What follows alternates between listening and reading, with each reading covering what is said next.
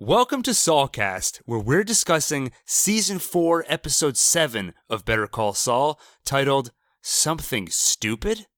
This is our instant take. We just watched the episode, so listen for our immediate reactions, our raw, emotional take on the episode. Check back later in the week for our full recap and analysis, where we'll have had some time to think about and really digest the episode, come up with some theories and predictions. I'm Gil. I'm Adam. Let's get into it.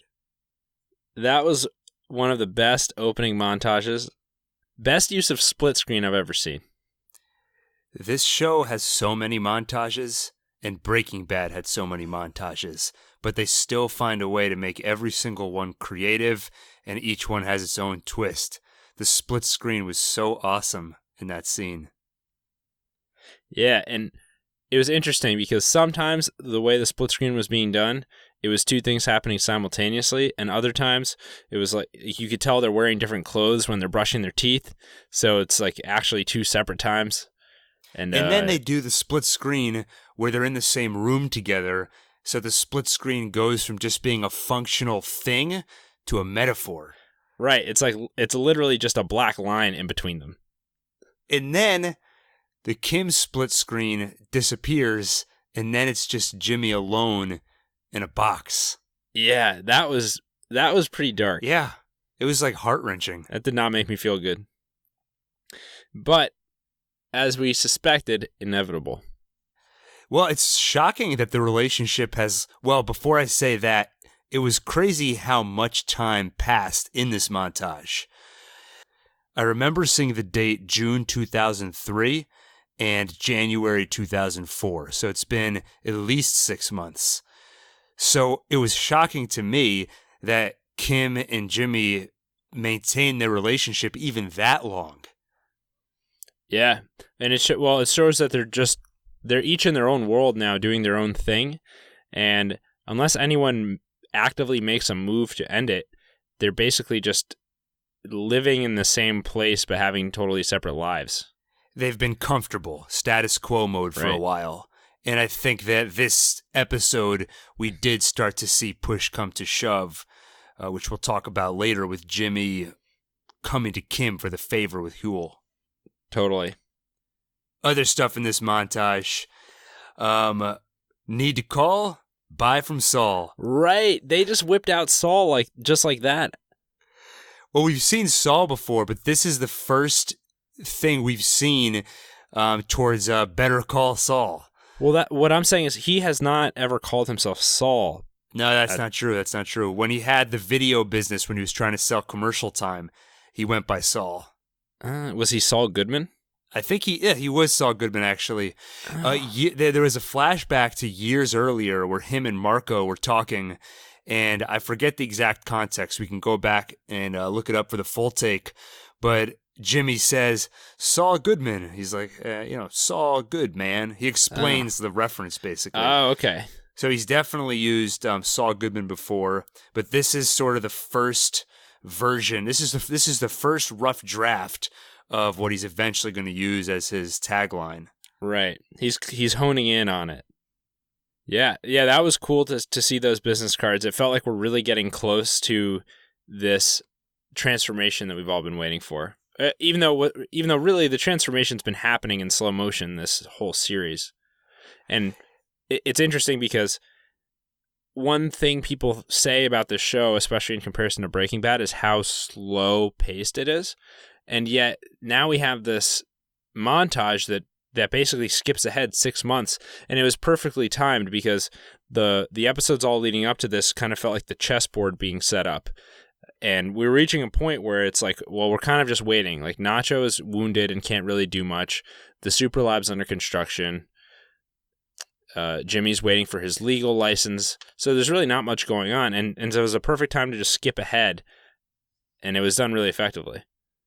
Yeah, I'm annoyed at myself because for a while I've been thinking we're going to get a time jump montage because I kept thinking about the fact that eventually we're going to have to go from pre-Breaking Bad to post-Breaking Bad. And I know that most I guess all viewers, 99% of viewers have seen Breaking Bad, but I still can't imagine the show just skipping. There has to be some sort of transition. So I've been expecting a time jump montage at some point that would take us through the Breaking Bad series. Clearly, this wasn't that. This just took a big jump and got us closer to Breaking Bad. But I wish that I had earlier voiced that I was expecting the montage. Maybe we can go back and splice it into like episode 2 of the podcast. Just here, I'm going to say it. You can cut that and drop it in. And I have a feeling that maybe episode 6 or 7, probably around then, there's going to be some sort of time jump montage. Just have a feeling. Yeah, I'll drop that in, and then we can tell everyone, hey, just go back and listen to that episode. You'll see he predicted it. Right. While we're at it, we should get like the scores of some like football games and stick those in too. Like say we're just really good at predicting stuff. We also check back in with Hector this episode, and he's looking a lot more like the Hector we know from Breaking Bad. That finger won't stop moving. Exactly. That's the only thing we're waiting for is for him to get the bell, and then he will have completed his transition to Breaking Bad Hector. A few things I loved in the doctor scene are when she asks him, "Is this person angry?" And then he looks very angry. He does that lip twitch thing. Yeah. And it's funny how quickly he goes from angry to just wanting to see that nurse's ass. Which is one of those things that you watch and you kind of laugh off. Oh, it's just creepy Hector old man thing. Yeah. But then that ends up being an important plot point later on when Gus is talking to the doctor, and that's the moment where Gus realizes that there is some Hector still in there. He's not just a barely functioning human. Right, Hector, there's just enough Hector there that if he has the capacity to enjoy looking at that nurse, then he has the capacity to suffer, and that's all Gus needs. After that, he doesn't want Hector to have the ability to walk or talk or do anything. As long as he can be alive to feel pain emotionally, that's what Gus wants. And I'm going to go back to last episode to verify, but when I was talking through the Gus monologue, I pointed out that this creepy, ominous music starts playing right when Gus says that the Coati lived for a very long time. I think they use the same sound cue here when he realizes that Hector is still in there. And then he gets that same evil Gus smile on his face. That'd be a really impressive way to build that parallel, is just using that same sound. And that smile on Gus's face as he's watching the video and realizes that Hector's still in there. So creepy. Very creepy. This puts into perspective Hector's injuries even more, because now we know that he might have been able to walk again, he might have been able to talk again, and it was Gus's decision to stop the treatment that actually prevented that from happening. Oh yeah, I didn't even really think that through, because I was too fixated on the fact that Gus wants him to suffer. But you're right. He could have recovered a lot more if not for Gus. Wow. The prequel issue, when you watch the show and you know what's going to happen, has never really bothered me too much with this show. The only storyline that suffered from it a little bit for me was the Gus story, but this season has completely eradicated that for me because we keep learning more and more interesting things about Gus. Even when I had a feeling we were going to see what happened to Hector to make him disabled and unable to speak and all of that, I wasn't really that interested in seeing it. Why do I need to know that? But they made it interesting. Right. It's like you don't necessarily need a prequel to tell you exactly what Madrigal's involvement is in this operation, because it's just something you're curious about, but it doesn't necessarily contribute to character development. And so you could look at the Hector plotline and be like, well, it doesn't matter too much like how he had a stroke, until you start watching this and you're like, oh, wait a minute, this tells you a lot about the characters. And I never realized until these last 2 episodes how messed up Gus really is, because when you see someone that competent, it's hard to think of them as also being like a psychopath. But he, like in another world, he would have been like a serial killer. Yeah. I was getting Dexter vibes from him this episode. I just need to go back to the whole, just to recap what Gus did here. He spent months and probably a lot of money to take somebody and get their brain just barely functional enough so they were conscious and could suffer so he can torture him. Yeah. He donated a wing to that woman's hospital. So whole new levels of sociopath, psychopath. Gus is a lot more evil than we thought. Do you think Gus ever lies in bed at night, in his house all alone, wondering if this is what he wanted to do with his life? Devote it entirely to just making someone else feel pain? I don't know if he does sleep. I wonder if he walks around like a fish where just one half of his brain sleeps at a time. That's dolphins, yeah. If he ever does rest, I don't know if he's so much sleeping as just lying there with that creepy grin on his face, basking in all the suffering that he's put out into the world. Imagine if you were him, you have unlimited pollos hermanos whenever you want. Isn't that enough? Wouldn't that be enough to make you happy? He's in such good shape, though. I don't know how much of that pollos hermano.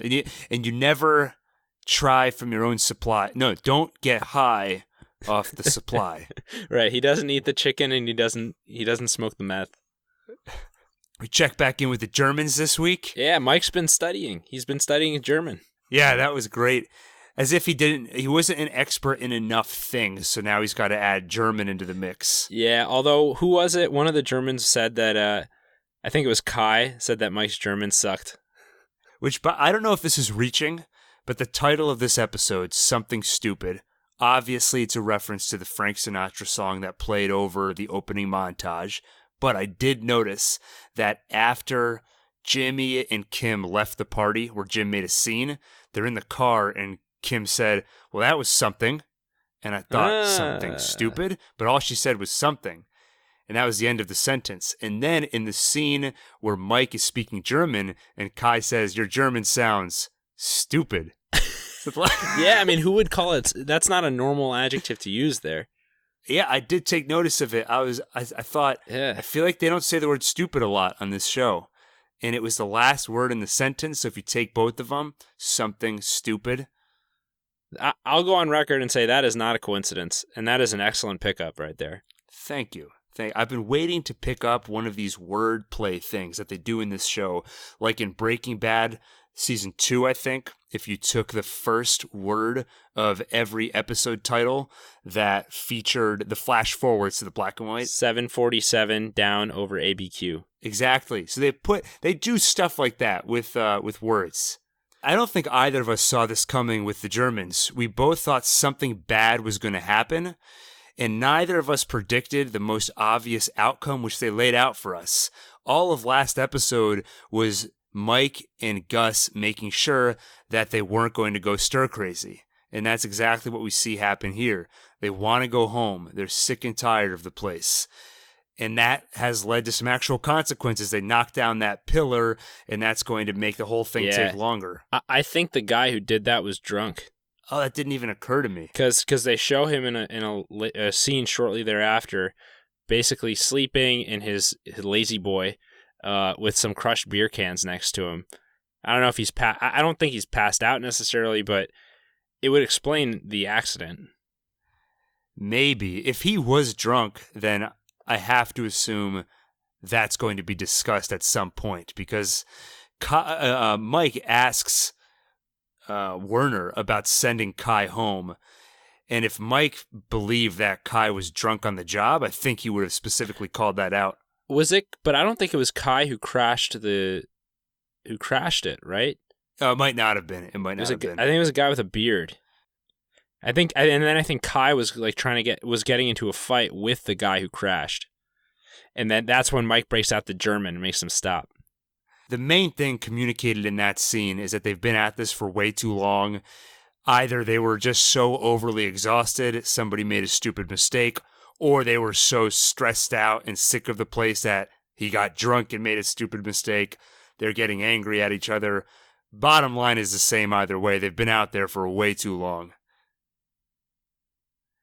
Yeah, and it did not look like pleasant working conditions, and they did a really good job, even just with the lighting, both inside the lab under construction and back at the warehouse where they live. It really didn't feel pleasant in either case. Whereas the warehouse in the last episode, it looked sweet, looked like a big rec room.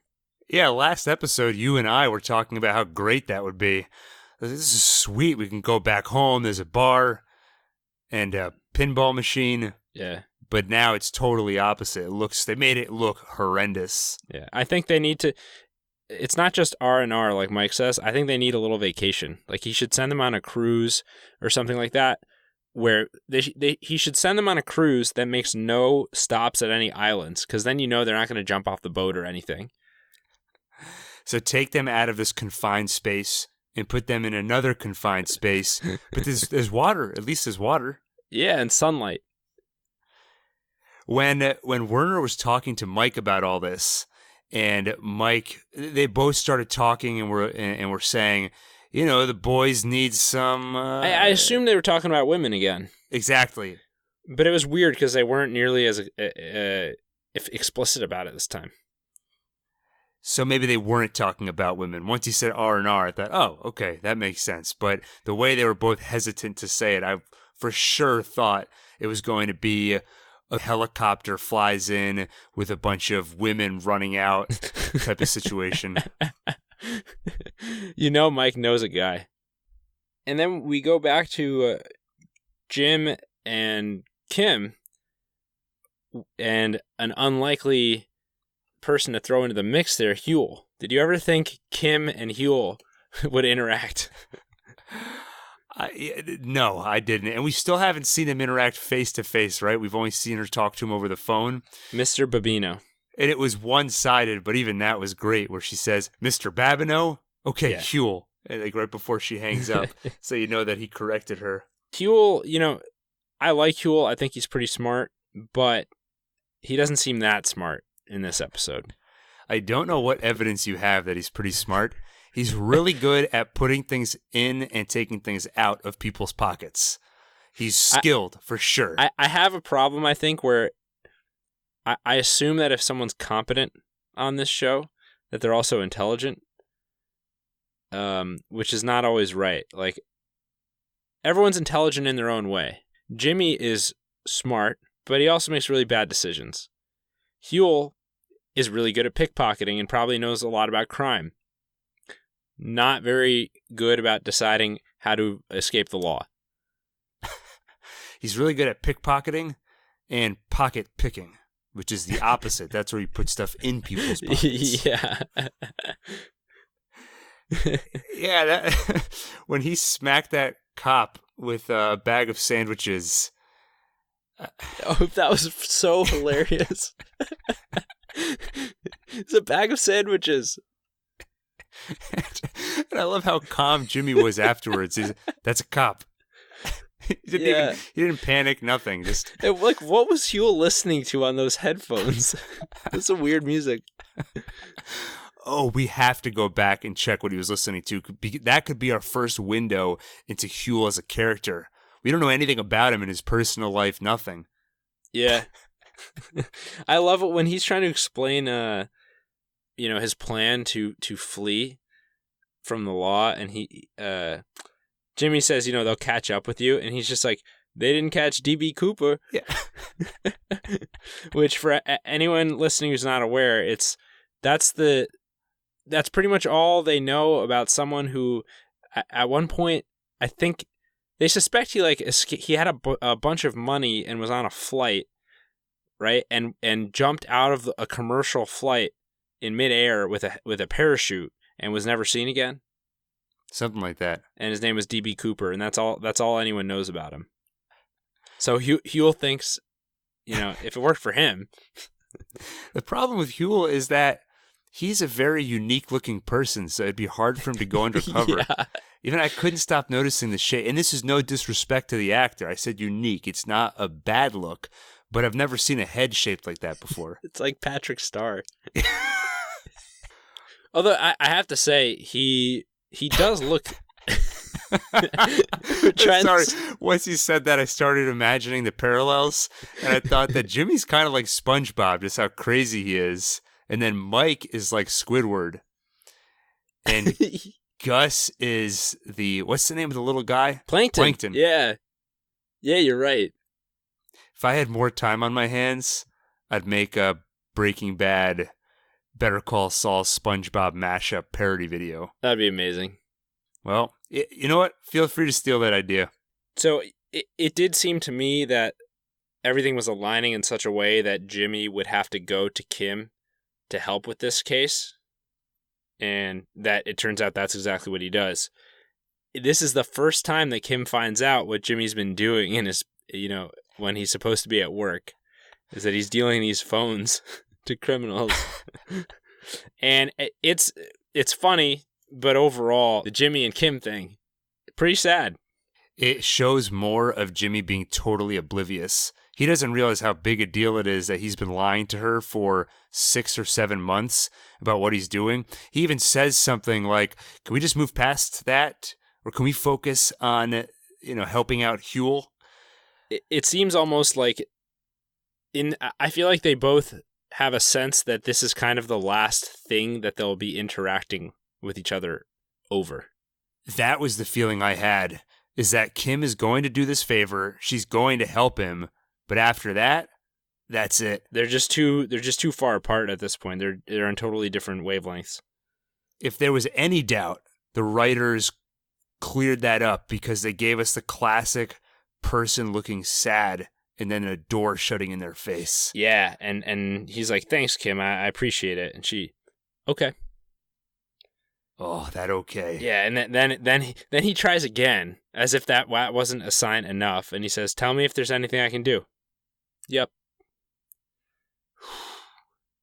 Yeah. That felt like I did not feel good watching that. No.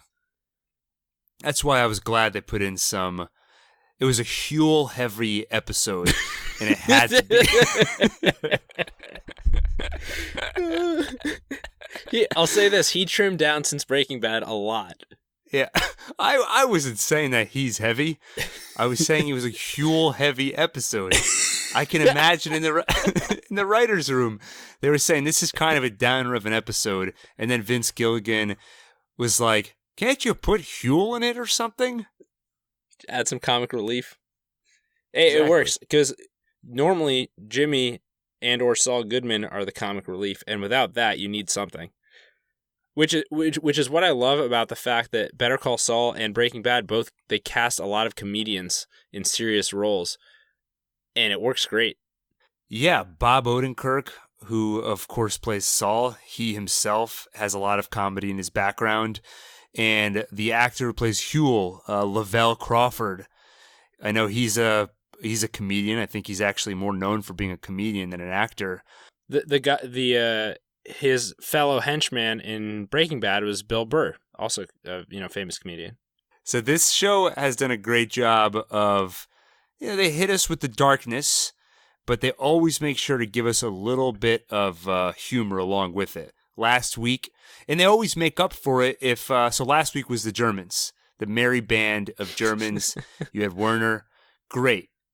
Then the Germans got sad this episode, so they gave us Huel. One last reflection that I've been thinking about here. This show feels almost like a completely different show now that Chuck is gone. That's true. I wasn't expecting that, but the atmosphere is completely different. Chuck was one of the walls that sort of stopped Jimmy in a way. So with him gone, that's just one less hurdle. Well, I guess Chuck didn't actively try and stop Jimmy except in cases where Jimmy was trying to practice the law. So if Jimmy went off on his own to sell cell phones to lowlives, I'm sure Chuck wouldn't have a problem with it. But I think with Chuck around, he was always going to be an antagonist for Jimmy. And even if Chuck wasn't actively trying to stop him from doing anything, Jimmy would still allow Chuck to get into his head. And I guess in a way, it was a necessary step for him to become Saul. True. And I think with the opener from last week's episode, when we see Jimmy and Kim working at HHM when they were a lot younger, we see how much respect Kim had for Chuck as well. And I think his death has had a bigger impact on her than the show has really said out loud to us. Like, that's when her course changed a lot too. And you saying that just made me think about how we've both been calling that there's going to be some sort of emotional reckoning for Jimmy over Chuck's death. But now 6-7 months have gone by. At this point, he might be over whatever he was going through in reaction to Chuck's death, or not. If not, it'll be really interesting to see, but he might be completely past it by this point. I think it's possible it's just kind of fading into the background now. Although, these are all the aftershocks from it, but in terms of some kind of conscious reaction or processing of it, I think the ship has sailed. Yeah, Jimmy's feelings towards Chuck are buried along with Nacho's body in regard to things that are left off screen in this show. Yeah. I was shocked that there was no Nacho. It's been episodes, like several episodes now. Yeah, and many months and no indicator about what's going on with him. But I'm sure that we'll see him again pretty soon. I don't think they can go the rest of the season. I have a without feeling him. that at the earliest we'll see him in the finale. I don't think we'll see him until then. Really? Yeah, I base that on basically nothing besides they've gone this long without showing him. There's only 3 episodes left.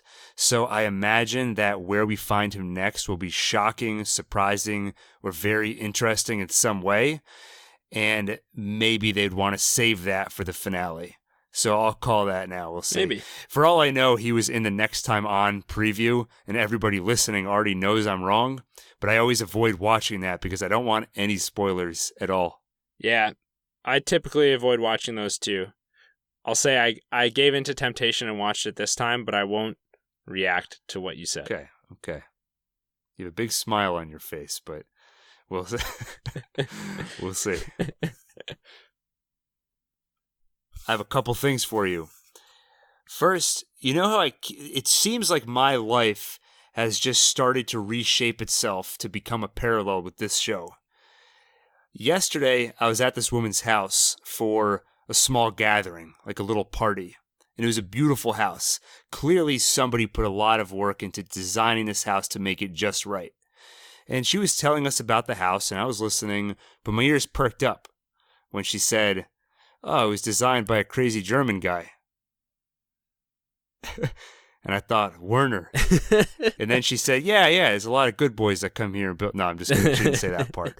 But she did say crazy German guy. Oh, wow. Yeah. I thought you'd be more excited about that. All right, if you're not excited about that, I've got another one for you. Do you know, I'm hoping this is going to get you riled up. I want to get you angry. Do you know what was on NBC tonight? No. The Emmy Awards. For any listeners that aren't aware, the Emmy Awards are where they give awards to TV shows. These are Saulcast listeners. These are intelligent people. Come on. Well, how many awards do you think Better Call Saul was nominated for this year? Just because you're bringing this up, I'm going to guess 0. Yeah, does that bother you? Yeah. Well, it shouldn't bother you. Because it's not that they didn't like the show, it's that it just didn't qualify. You have to air the majority of your episodes before something like early May to qualify for this year's Emmys. It will qualify for next year's Emmys in 2019. The reason I did this was more of a PSA because I got really mad when I didn't see it nominated. So I figured a lot of our listeners felt the same way. So I just wanted to tell all of you, don't worry. It's going to get nominated next year, I'm sure. And I propose, Adam, that it still doesn't sit well with me. I know there's a reason, and it makes sense it didn't get nominated, but that doesn't feel right to me. So I think you and I should give Better Call Saul some awards. And we don't have to do it next episode, but maybe in the last episode, we can pick out some award categories. The best quote, best montage.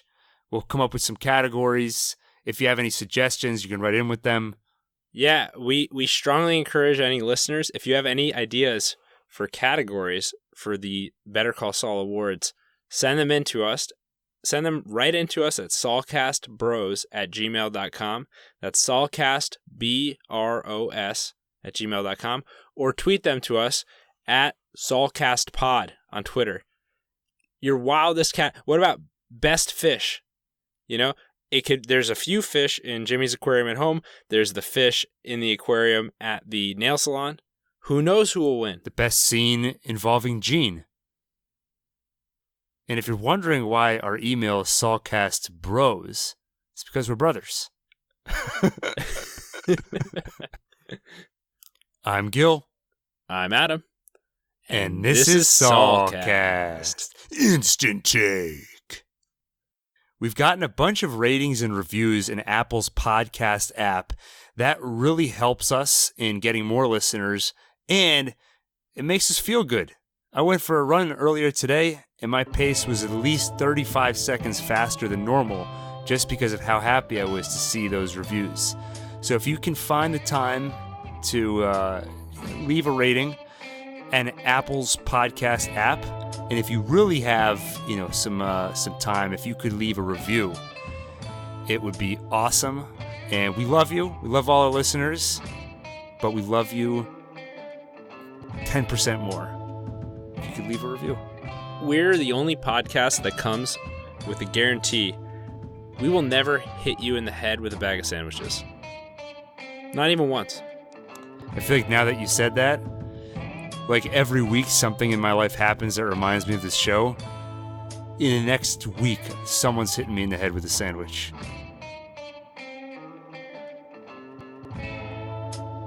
And afterwards we drop into a quiet little place and have a drink or two.